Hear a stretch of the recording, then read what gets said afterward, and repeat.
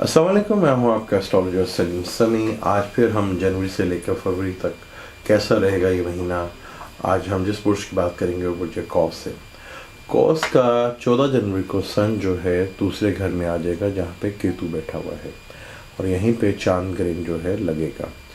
यहाँ चांद ग्रहण के भी असरात जो हैं आपको फाइनेंशियल लॉस और फिक्र जो है वो खौफ और फिक्र लगी रहेगी। तो बहुत केयरफुल होकर यहाँ आपको फाइनेंशियल लॉस जो है वो तवा नज़र आ रहा है। किसी की भी गारंटी देना या किसी भी ऐसी जगह पैसा इन्वेस्ट करना जहाँ आपको ये प्रॉब्लम फेस कर सकता है, तो वहाँ से आपको टेंशन और डिप्रेशन जो है वो आ सकती है। वीनस जो है वो भी हाउस चेंज करके सेकंड हाउस में बैठ गया। वीनस आपकी कुंडली में जो है छठे घर का मालिक और 11वें घर का मालिक है, जो दूसरे घर में बैठा हुआ है।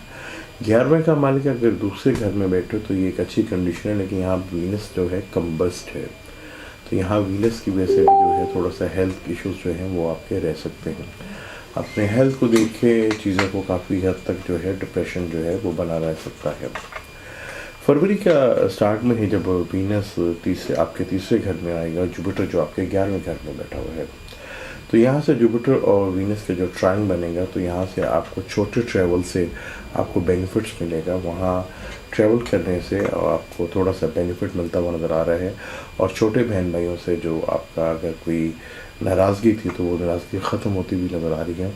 यहाँ थोड़ा सा जो है आप अपनी चीज़ों को बेहतर करें तो ये फरवरी का महीना आपको फाइनेंशियली और जो आपके रुके हुए काम थे उसमें काफ़ी हद तक बेहतरी ला सकता है।